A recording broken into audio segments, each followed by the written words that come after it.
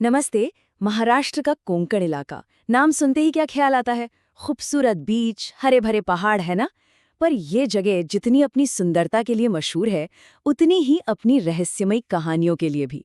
तो आज हम एक ऐसी ही दिल दहला देने वाली कहानी सुनेंगे। एक ऐसी कहानी जो विश्वास और अंधविश्वास के बीच की उस पतली सी लकीर को बिल्कुल मिटा देती है। यही तो बात है कोंकण की। मतलब एक तरफ तो वो पहाड़, वो जंगल, वो समुद्र, इतने खूबसूरत कि बस देखते रह जाओ। पर दूसरी तरफ उतने ही गहरे हैं वहां के राज। कहते हैं वहां हर परिवार के पास सुनाने के लिए अपनी एक सच्ची डरावनी कहानी होती है। तो चलिए कहानी में चलते हैं। हमारे मेन कैरेक्टर है अनिकेत, शहर में पला बड़ा एक नौजवान। अब होता ये है कि हर साल की तरह वो अपने मम्मी पापा के साथ होली मनाने अपने पुश्तैनी गांव जा रहा होता है। और गांव कहाँ है? कोंकण में, कहानियों की उसी धरती पर। कोंकण का जो असली डबल लोल है ना, वो कुछ ऐसा ही है। दिन के उजाले में बेहद खूबसूरत, शांत, पर जैसे ही रात होती है, अंधेरे में एक पूरी अलग ही दुनिया जाग उठती है। एक ऐसी दुनिया जिसे सिर्फ वहां के लोग ही जानते हैं और मानते भी हैं। तो उनका ये सफ़र रात का था। सब ठीक चल रहा था, पर अचानक उन्हें एक प्रॉब्लम फेस करनी पड़ी। मेन हाईवे बंद था, गाड़ियों की लंबी लाइन लगी हुई थी। और बस यहीं से उनकी ये नॉर्मल सी यात्रा एक बहुत ही अजीब मोड़ लेने वाली थी। और फिर कहानी में एंट्री होती है टेक्नोलॉजी की, मतलब गूगल मैप्स की। मैप्स ने एक ऑल्टरनेट रूट दिखाया, एक अनजान, सुनसान जंगल के बीच से गुजरता हुआ कच्चा रास्ता। अब ये एक ऐसा रास्ता था जो उन्हें या तो जल्दी घर पहुंचा सकता था या फिर किसी बहुत बड़ी मुसीबत में फंसा सकता था। अब यहाँ पर जो बहस हुई ना, वो सिर्फ रास्ते को लेकर नहीं थी। ये दो पीढ़ियों की सोच का टकराव था। एक तरफ थी माँ, जिनका तजुर्बा और लोकल मान्यताएं उन्हें खतरे का एहसास दिला रही थी, और दूसरी तरफ था अनिकेत, जो इन सारी बातों को बस अंधविश्वास कहकर उड़ाए जा रहा था। अनिकेत तो मजाक उड़ा रहा था, पर उसकी माँ बहुत सीरियस थी। उन्होंने फिर उससे उस रास्ते से जुड़ी पूरी कहानी बताई, उस शापित पेड़ की कहानी। ये कोई ऐसी वैसी चेतावनी नहीं थी, इसके पीछे एक बहुत गहरा और डरावना इतिहास छिपा हुआ था। और देखिए, जिस कहानी को अनिकेत मजाक समझ रहा था, वो असल में उसके अपने ही परिवार की कहानी थी।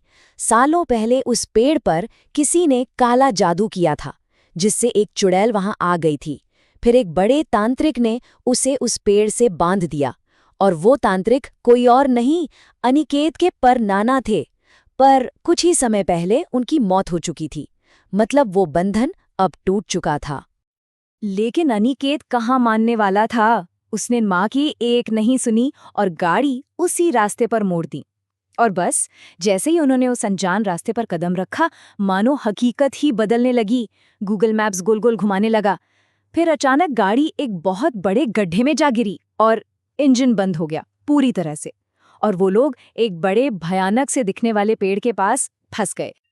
अब गाड़ी तो खराब हो गई, तो उसके मम्मी पापा पास में दिख रहे एक घर से मदद मांगने चले गए। अनिकेत वहां अकेला रह गया, और इसने क्या किया? उसने सोचा चलो इस अजीब से पेड़ को ही जाकर देखते हैं। उसने देखा कि पेड़ के चारों तरफ दर्जनों नारियल बिखरे पड़े थे। अब अंधविश्वास कह लीजिए या कुछ और, अनिकेत ने मजाक मजाक में एक नारियल को लात मारकर पेड़ के तने की तरफ उछाल दिया। ये बस एक लात नहीं थी, ये उन पुरानी मान्यताओं का, उन कहानियों का सीधा सीधा अपमान था। एक खुली चुनौती, जिसका जवाब बहुत ही भयानक मिलने वाला था। और तभी पहली अजीब चीज हुई। अचानक ऊपर टहनियों से एक लाल पाउडर, सिंदूर, सीधा उसके माथे पर आकर गिरा। सोचिए जरा, ये एक निशान था। एक तरह से उसे मार्क कर दिया गया था, उसी शक्ति ने जिसका वो मजाक उड़ा रहा था। उस पेड़ के पास जो हुआ, उसके बाद तो डर का लेवल बिल्कुल ही बदल गया। रात में जब अनिकेत सोने की कोशिश कर रहा था, उसे लगा जैसे कोई उसके बालों में हाथ फेर रहा है। फिर बाद में उसने देखा कि उसकी माँ उसके बिस्तर पे बैठी हैं और नींद में उस पेड़ से बातें कर रही हैं। डर अब सिर्फ बाहर नहीं था, वो घर के अंदर उनके दिमाग में घुस चुका था। अगले दिन वो अपने कजिन के साथ गाड़ी ठीक करने वापस उसी जगह गया। और जब वो लोग गाड़ी के पास पहुंचे, तो कहानी अपने क्लाइमैक्स पर आ गई। अनिकेत की नज़र अचानक ऊपर पेड़ पर गई, और उसने जो देखा, उसी डाल पर एक औरत बैठी थी, बाल खुले हुए, आंखों में गुस्सा और माथे पर वही सिंदूर। एक सेकंड में अनिकेत का सारा मॉडर्न लॉजिक, सारा शक खौफ में बदल गया। और तभी उसे वो भयानक सच समझ आया। वो सिंदूर जो उसके माथे पर गिरा था, वो उसी का था। उसने अनिकेत को चुन लिया था। वो उसका इंतजार कर रही थी। ये सब कुछ कोई इत्तेफाक नहीं था। वो औरत पेड़ से नीचे उतरती है और अनिकेत अपनी जान बचाने के लिए अंधेरे जंगल में भागना शुरू कर देता है। उसे पीछे से उसकी हंसने की आवाज आ रही थी और टहनियों के टूटने की, जैसे वो पेड़ दर पेड़ कूदते हुए ठीक उसके ऊपर ही चल रही हो। अनिकेत भागे जा रहा था और उसे लगा कि अब सब खत्म। पर ठीक उसी पल एक अनएक्सपेक्टेड चीज हुई जिसने उसे बचा लिया। उसके कजन ने जोर से गाड़ी का हॉर्न बजा दिया। तेज आवाज से उस औरत का ध्यान भटका और बस अनिकेत को भागने का मौका मिल गया। वो किसी तरह गाड़ी तक पहुंचा और वहां से निकल गए। पर जब वो गांव पहुंचे तो देखा कि उसकी मां तेज बुखार में जल रही है। अब परिवार को समझ आ गया कि खतरा टला नहीं है, बल्कि उनके साथ आ चुका है। उन्होंने फौरन शहर वापस जाने का फैसला किया। और कहानी का सबसे डरावना मोड़ तो अब आया। जब वो मेन हाईवे पर वापस पहुंचे तो उन्होंने क्या देखा? सड़क पूरी तरह से खाली थी। कोई जैम नहीं था। मतलब वो जो ट्रैफिक जैम था वो एक धोखा था, एक जाल था जो सिर्फ उन्हें उस शापित रास्ते पर ले जाने के लिए बिछाया गया था। अब पूरी तस्वीर साफ हो रही थी। ये कोई रैंडम हॉन्टिंग नहीं थी। वो आत्मा किसी रास्ते पर नहीं भटक रही थी।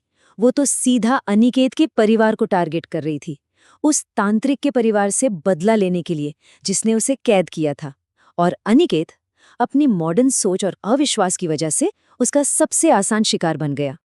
बाद में अनिकेत के पिता ने बस इतना ही कहा कि कुछ चीजें जैसी हैं उन्हें वैसा ही छोड़ देना बेहतर है।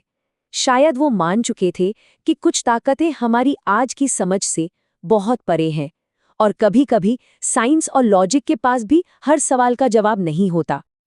आज भी वो परिवार हर साल अपने गांव जाता है, लेकिन अब वो सड़क के पास से भी नहीं गुजरते। ये अनिकेत की कहानी का अंत है। एक ऐसा लड़का जो पहले इन बातों पर हंसता था, अब उन पर यकीन करता है। उस एक रात के अनुभव ने उसकी दुनिया को हमेशा के लिए बदल कर रख दिया। और ये कहानी हमें भी एक सवाल के साथ छोड़ जाती है। जो लोक कथाएं हैं, जो पुरानी बातें हैं और जो हकीकत है, उनके बीच की वो पतली सी लाइन कितनी सच है? क्या सच में कुछ रहस्यों को बिना छेड़े अनसुलझा छोड़ देना ही बेहतर होता है?